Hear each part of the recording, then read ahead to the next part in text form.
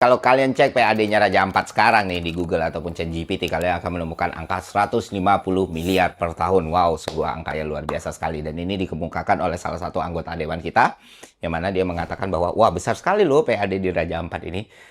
Dan dia juga menolak aktivitas pertambangan yang ada di situ. Yang mana itu satu visi, satu tujuan, dan satu misi dengan gue. Gue juga menolak aktivitas pertambangan di situ.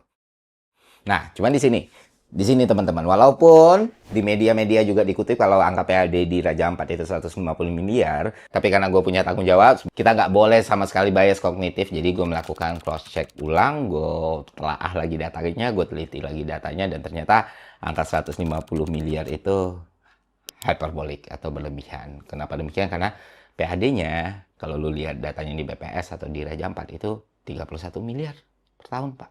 Tahun 2024 kemarin. Wah, kecil dong, Pak. Oh iya, kalau lu bandingin dengan 150 miliar PAD ya kecil. Tapi ini bukan angka yang kecil, Pak, untuk sebuah PAD.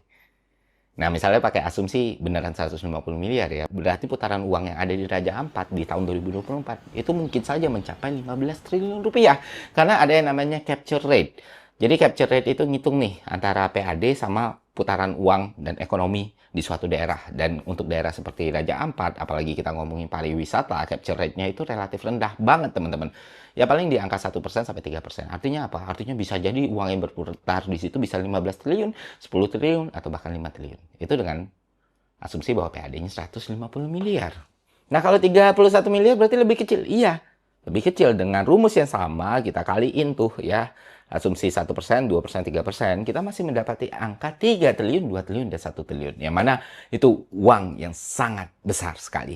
Dan kalau kita kumulatifkan dalam 50 tahun, dari tahun ini 2025 sampai 2074, maka kita akan memperoleh nilai total sebesar 446 triliun rupiah. Dan itu semua di luar sirkular ekonomi yang berputar di masyarakat. Artinya apa?